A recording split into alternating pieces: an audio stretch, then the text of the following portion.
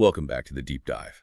Today we are attempting to look past the eternal granite and marble of ancient Rome, past the magnificent, overwhelming power, and focus on the small human mechanisms that led to, well, colossal ruin.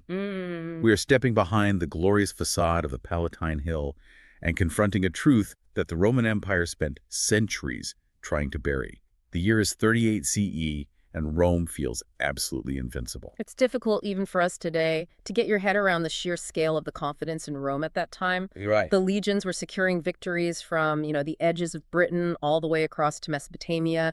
The forums were just roaring with the business of ruling, perhaps the largest and most successful empire humanity had ever constructed. Everything appeared ordered, magnificent, and I think this is the most dangerous part, utterly permanent. Exactly. And yet, as the sources reveal, beneath all that seemingly stable power, right at the administrative and moral core of the empire on the Palatine Hill where the emperor lived, something was beginning to decay. And it wasn't an army massing on the borders. The rot was internal, subtle, and ultimately far more destructive than any external force could be. Indeed. The Senate and the emperor, Claudius, they desperately needed stability after the chaos left by Caligula. Oh, absolutely. The remedy, or at least what they thought was the remedy, arrived that year in the form of a young woman named Messalina. Messalina. She was just 15 years old when she married Claudius, and she was, politically speaking, a dream come true. She represented everything Rome needed. The perfect solution on paper. She had impeccable noble lineage. She was young, fertile, and she was marketed as the perfect vessel to, wash away the memory of Caligula's madness.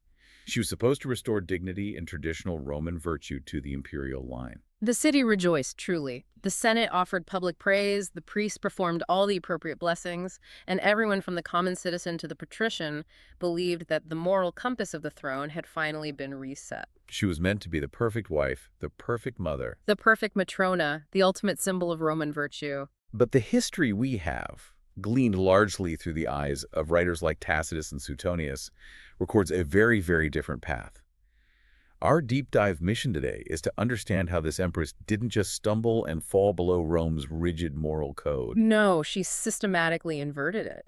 She took Rome's deepest obsessions, its hunger for power, its devotion to public image, and its paralyzing fear of scandal, and weaponized them. She created a system of control more effective than any military force. The core of this story, the tragic truth Messalina exposes, is chillingly simple. The collapse of an empire often begins not with the sounds of battle, but with the quiet sound of internal decay. Right.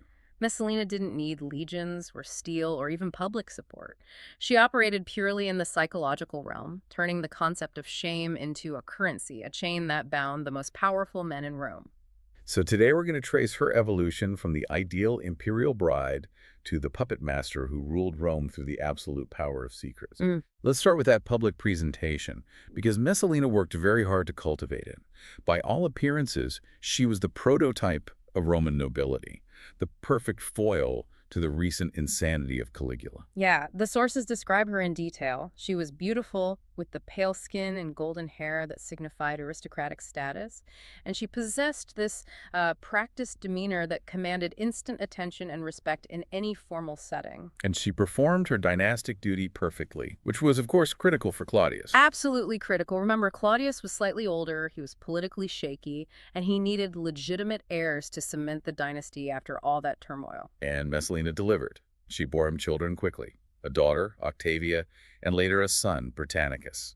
This secured her position immediately. And she never failed in her public role. She mastered the high art of imperial life, appearing at every state function, every religious procession, embodying the rituals of respectability that Roman society demanded of her. So, to the world, and certainly to the Senate, she was the very definition of the perfect matrona, representing the moral order of Rome. That public perfection, however, was her most elaborate disguise. It created this monumental psychological contrast that became the engine of her secret power. And the contradiction, the sources say, began almost immediately. The first signs emerged not from the official records, which were obviously controlled, but from the unofficial channels. Yeah, this is where you hear the whisper campaign start. It didn't originate with the patricians plotting in their villas. It started in the tenements of the Suburb district, where the poor lived densely packed. And in the servants' quarters. And critically, in the army barracks. The information moved incredibly fast.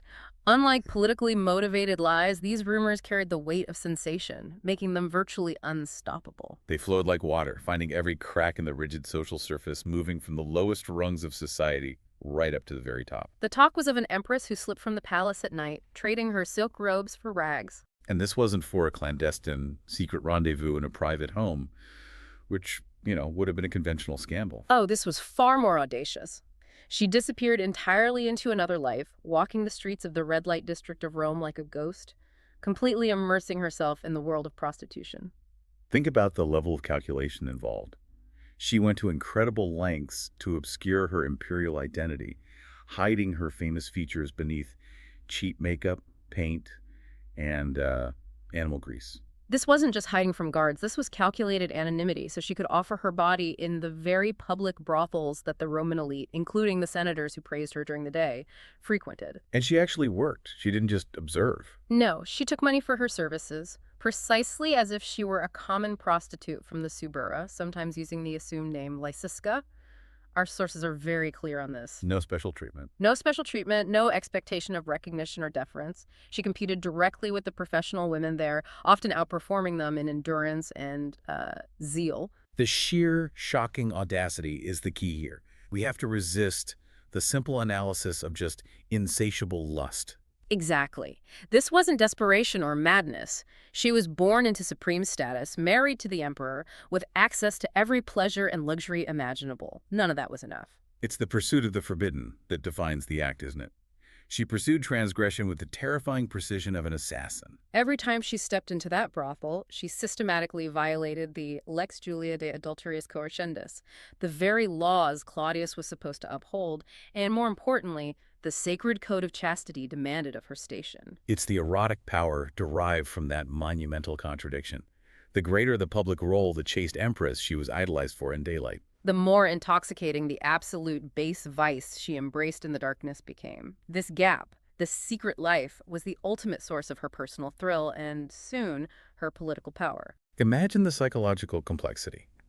She knew that the senators, the generals, the governors she would greet with perfect imperial courtesy the next morning were completely unaware that they might have shared a public space with her, or potentially been her client the night before. That knowledge, possessed only by her, was corrosive.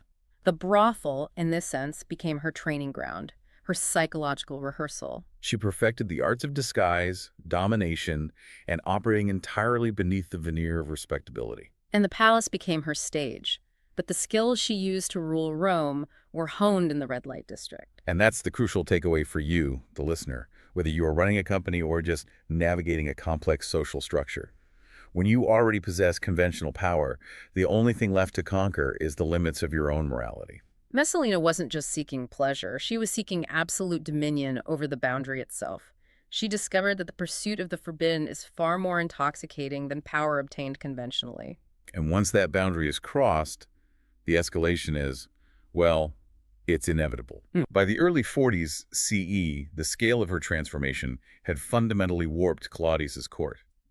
Tacitus and Suetonius describe a court that became unrecognizable. Utterly. The grand banquets were no longer celebrations of policy or military victory. They became, as the sources put it, grotesque, suffocating theater, where the ruling class was forced to participate in these rituals of degradation. Can you even imagine the bill for one of these events? We're talking about breathtaking material decadence. Oh, rivers of wine imported from the furthest corners of the empire, gold platters piled high with exotic fruits, roasted dormice. The cost was deliberately staggering, designed to overwhelm the senses. But as you said, the true spectacle, the real political entertainment, was the human degradation Messalina orchestrated. And this brings us to the true innovation of her reign, the trap. She wasn't simply hosting parties for pleasure, she was creating a systematic infrastructure for collecting political intelligence. So senators, generals, and important freedmen were summoned under these false pretenses of honoring the gods or celebrating a minor military victory. But upon entering the palace chambers, they realized they had been lured into a controlled environment where the empress already held intimate knowledge of their lives. She had scouts everywhere. Everywhere. Loyal attendants who were collecting every weakness, their secret lovers, their debts, their political rivalries, their hidden sexual proclivities. She grasped a concept that defined her power. Information was a weapon more effective than steel. And this information wasn't just fleeting gossip, it was systematically recorded. Meticulously. Every whisper, every drunken confession, every illicit act witnessed was collected, written down, and cataloged by her most trusted servants. She was building an enormous, detailed database of Roman shame, indexed and ready for deployment. This infrastructure profoundly and structurally corrupted the governance of Rome. Think of how appointments were made.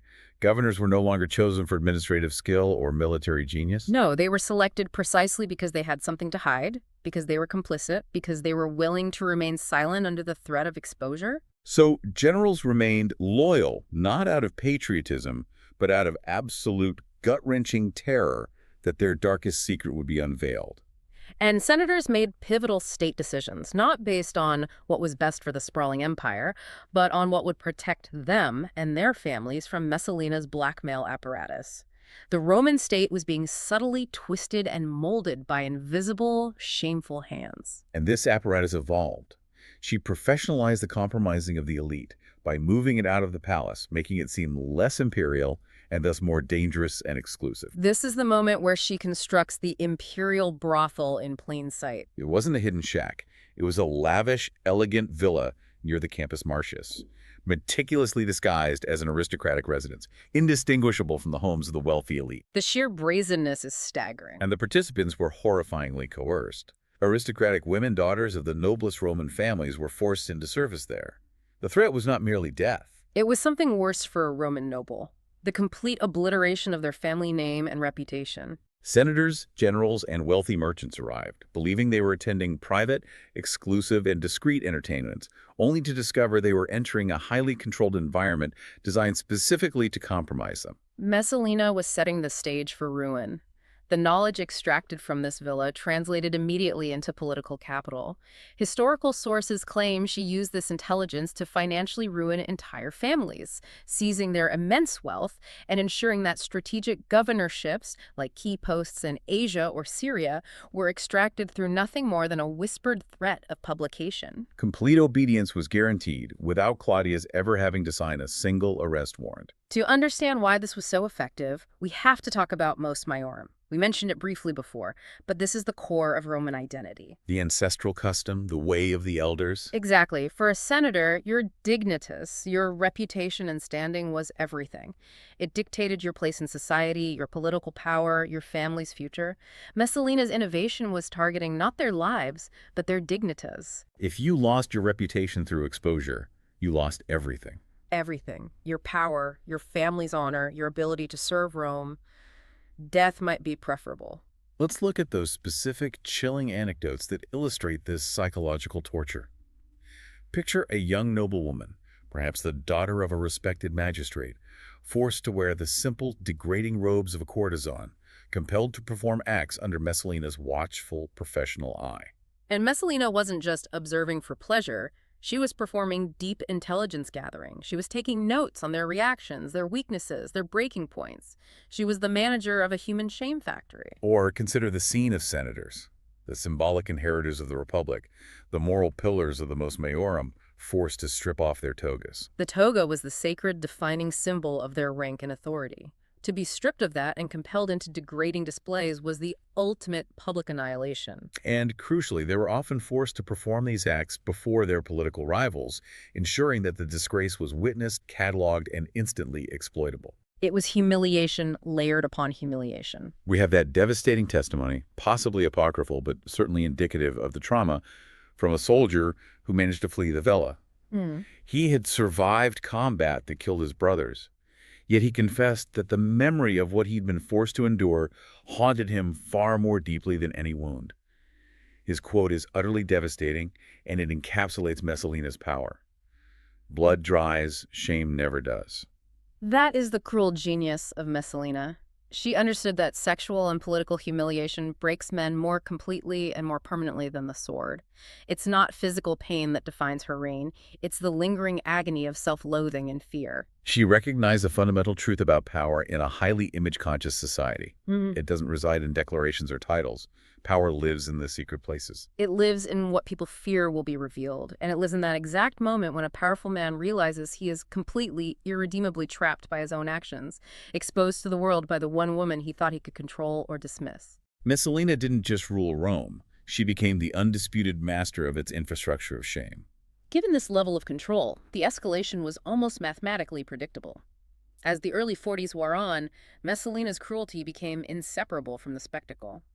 By 42 CE, her private gatherings were notorious, often disguised as religious festivals celebrating Venus or Bacchus, allowing for a pretense of sanctioned hedonism. They often began with great solemnity, incense, prayers, official rituals, but they would quickly devolve. They shifted from ritual to overtly staged orgies, where the very ruling class of Rome performed unspeakable acts, forced into a grotesque dance of complicity. And Messalina was the absolute maestro, the director of every single scene. And the orchestration was meticulous. She intentionally paired senators with their known political enemies, ensuring maximum psychological torment as they watched their rivals humiliate themselves. Generals were forced into grotesque, effeminate contests specifically designed to strip them of their military authority and dignity. Noble wives, women who were supposed to be the paragons of Roman motherhood, were unveiled before roaring circles of the elite. Their bodies were displayed, their shame manufactured for the enjoyment and documentation of the empress. It was a factory designed to create absolute shared, inescapable complicity among the powerful. And they were trapped in a classic double bind. Refusal or compliance both led to ruin, just different forms of it. Refusal meant instant, genuine disaster. The family fortune confiscated, careers destroyed overnight, mysterious deaths, or, for the women, execution on charges of treason or plotting. Compliance, however, meant a slower internal ruin. The self-loathing that came from knowing what they had done and the crushing realization that Messalina now held the ultimate power over their lives forever. The outcome was that everyone leaving her palace was bound not by political loyalty or devotion to Claudius or the Roman state, but by suffocating shared shame. They were all equally compromised, and that was the core mechanism of her political dominion. But even this was not enough for Messalina. The sources highlight a constant, almost pathological need to compete, to treat sex and degradation as a form of combat where she must prove herself superior. She was driven by an addiction to risk and transgression that required constant testing. Which culminates in the infamous contest, the transgression that historians often cite as the peak of her madness.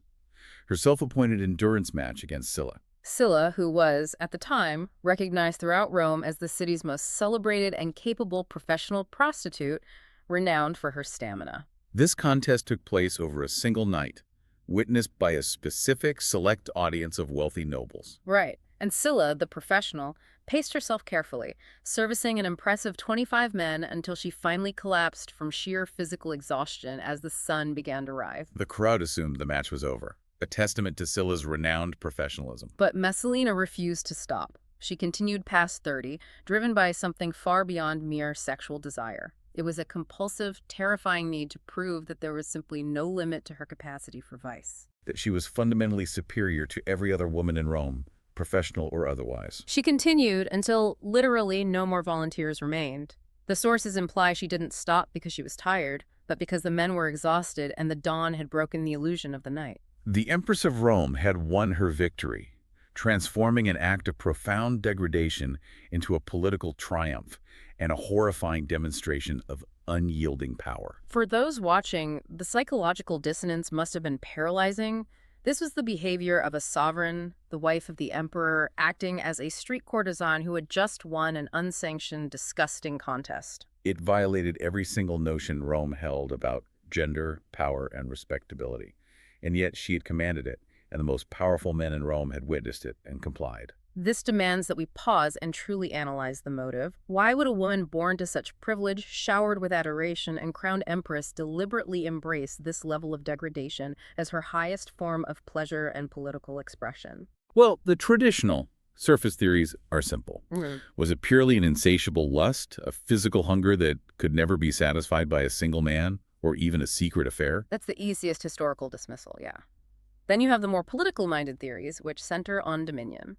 That controlling men through sex and shame was the purest, deepest form of mastery available to her.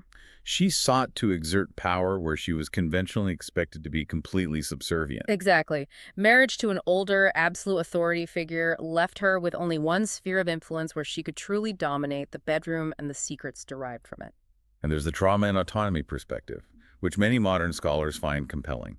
Married off at 15 to a man twice her age, her public identity was completely subsumed by the dynasty. So in her secret life, in the brothels, and in her orchestration of humiliation, she was reclaiming the only thing left to her. Absolute control of her own body, used entirely on her own terms for her own terrifying purposes. But the most chilling explanation, the one that makes her story endure, is the psychological electricity of the contrast itself. It has to be. The greater her public role demanded chastity and virtue, the more profound and addictive it became to betray it completely.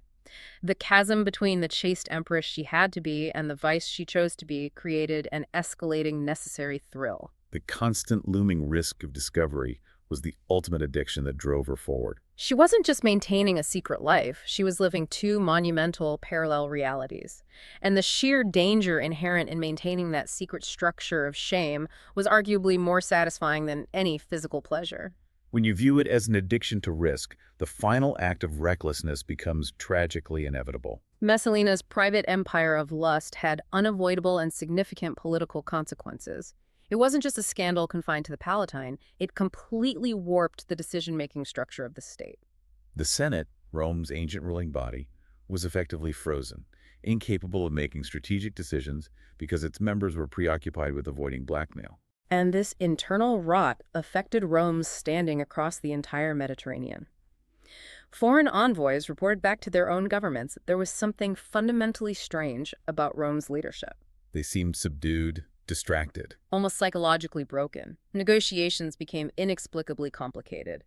Men who should have been decisive in matters of provincial administration or military deployment were strangely hesitant, as if their minds were constantly elsewhere. The centuries-old machinery of the empire was beginning to rust from the inside, consumed by one woman's hunger for control exerted through shame. This decadence eventually bred enemies where she least expected them, among the military and the hardened soldiers. Right. They understood imperial excess, they tolerated lavish banquets and political intrigue. But their loyalty began to fray dramatically when rumors circulated about the systematic humiliation of their own comrades, summoned to Messalina's villa and stripped of their military dignity. For men accustomed to brutal war and death, humiliation was considered a fate worse than pain. It was a violation of the sacred concept of Roman military honor. The barracks began to ring with increasing whispers and curses against the Empress that, in any other context, would have constituted open treason. Power maintained through fear and shame alone proved inherently unstable. Messalina, sensing the ground shifting, only tightened the screws. Her paranoia swelled. The punishments for any perceived disloyalty grew astronomically harsher. It's like she was doubling down on the degradation, thinking it could somehow strangle the growing discontent.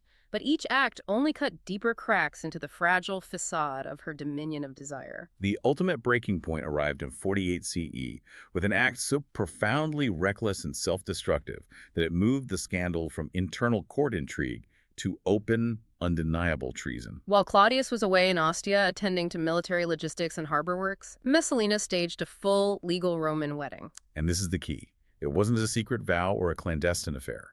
Our sources confirm this was a public legal marriage ceremony conducted in daylight. With priests, members of the court, and even senators who were too compromised to refuse attendance, she married her lover, Senator Gaius Caecilius. All the Roman legal and religious formalities were strictly observed. Vows were exchanged, wedding contracts were sealed, public pronouncements were made.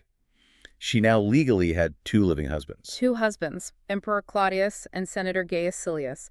This transcended mere scandal. This was open, undeniable revolt and treason against the emperor's divine and temporal authority. The question of motive here is just. It's so complex. Did she truly believe her web of blackmail was so vast and comprehensive that the entire apparatus of the state would simply accept her new husband? Did she think Claudius was so weak that he would simply roll over? Some historians lean toward the compulsion theory, that the addiction to risk, the need to escalate the boundaries of transgression, had finally manifested in a literal challenge to the throne. She was no longer just seeking pleasure, she was seeking to replace the emperor himself. Or perhaps just testing the absolute limit of her power. Whatever the motive, the act proved immediately fatal. It was not a senator, but Claudius's loyal freedmen who acted. Men like Narcissus, who managed the emperor's correspondence, and Pallas, who handled finances. These freedmen were deeply powerful political operators, and they owed their status and wealth to Claudius, not Messalina. They ran immediately to inform the emperor in Ostia. Claudius's initial reaction, documented by the sources, was laughter. He thought it was a ridiculous, impossible rumor. I mean, even Messalina, the most scandalous woman in Rome, couldn't be mad enough to legally marry someone else. But the freedmen were prepared. As proof accumulated witnesses, the wedding contracts, the reports from senators who had been forced to attend, the laughter vanished. Replaced by a cold, absolute rage. His authority, his legitimacy, and his very divine status had been challenged in the most public and humiliating way possible. The state was at risk. Claudius returned to Rome immediately with the Praetorian Guard at his back, specifically guided and motivated by Narcissus. Messalina was eventually found cornered in the palace gardens, the very grounds where she had hosted her terrifying, triumphant gatherings. Now she was utterly trapped. The ancient writers describe her final moments with devastating clarity. She begged and pleaded for her life, attempting to use her children, Britannicus and Octavia, as bargaining chips. Appealing to his paternal instinct. When mercy did not come, she realized the end was inevitable. She tried finally to take her own life, searching for a blade or poison she had hidden. But she faltered. In that final, critical moment of truth, the will of the Empress who had enslaved Rome through audacity and fear broke. She could not even master her own ending. A soldier of the Praetorian Guard, likely acting on the orders of Narcissus, thrust the blade home. She died, not with the dignity of an imperial death, but in panic and blood, finally discovering that the absolute power she had constructed was only a secret. And secrets die instantly when they are publicly exposed. Messalina's punishment was designed to assure that the memory of her existence caused Claudius no further pain, and that the scandal could be politically contained. Her fate was not limited to physical death. The state enacted damnatio memoria. Her statues were violently thrown down. Claudius ordered her name erased from every single record, inscription, and monument that could possibly be chiseled away. This was the ultimate state rejection, a punishment reserved for Rome's greatest internal enemies, condemning her memory to total oblivion. Yet, despite the official state effort to bury her, Rome never forgot. It couldn't. No, the harder they tried to erase her, the louder her legend grew. The scandal was too sensational, the acts too profound, the political disruption too systemic to be ignored or silenced. Writers of subsequent generations, most notably Tacitus, recorded her deeds in vivid and often moralizing detail. Her name became the absolute standard by which all future imperial excesses, licentiousness, and internal corruption would be measured. She became a cautionary tale, a persistent ghost haunting the corridors of power for every empress who followed. The irony is that the destruction of her memory cemented her infamy. The stones of the Palatine ruins still speak of her. When visitors today marvel at the engineering and the remnants of imperial might, the dust still whispers of the hidden brothel, the widespread blackmail, and the forbidden wedding that challenged the foundations of imperial authority. Messalina's tale endures not because Rome wished it preserved, but because the truth she exposed was too great, too profound, and too threatening to the comfortable illusions of order to be ignored. It demonstrated a fundamental corrosive truth about power and decay. And that is her ultimate legacy, the enduring warning she carved across centuries. Empires don't fall only to external invasion or when barbarian armies breach the walls. Right. They collapse primarily from internal corruption, from the slow, systematic rot of moral decay, and from the poisoning of the very systems that are supposed to hold them together. Messalina proved that lust, when wielded as a calculated political tool, can be as destructive as any military campaign. She showed that shame binds men far more tightly than iron chains. And that the most dangerous weapon in the arsenal of the powerful is not the army they command, but the secret they desperately hide. She demonstrated that civilization rests on a foundation far more fragile than we care to admit. The line between order and chaos, between strength and collapse, can be crossed by one single person with enough audacity and an unquenchable, self-destructive hunger for transgression. What an extraordinary and terrifying deep dive into the heart of Roman power dynamics. We've traced Messalina's rapid transformation from a virtuous bride to the most feared courtesan in history, using sex, risk, and shame to nearly bring the machinery of the greatest empire the world had ever known to its knees. And this story, while ancient, poses a persistent and chilling question that continues to resonate today in our world obsessed with public image versus private corruption. What happens when the person chosen to embody virtue, the very symbol of moral order and societal expectation, deliberately crowns herself with vice, not just for pleasure, but as a systematic means to achieve and maintain absolute political power? It's a question worth considering as you reflect on the fragility of power, the endurance of scandal, and the true cost of secrets.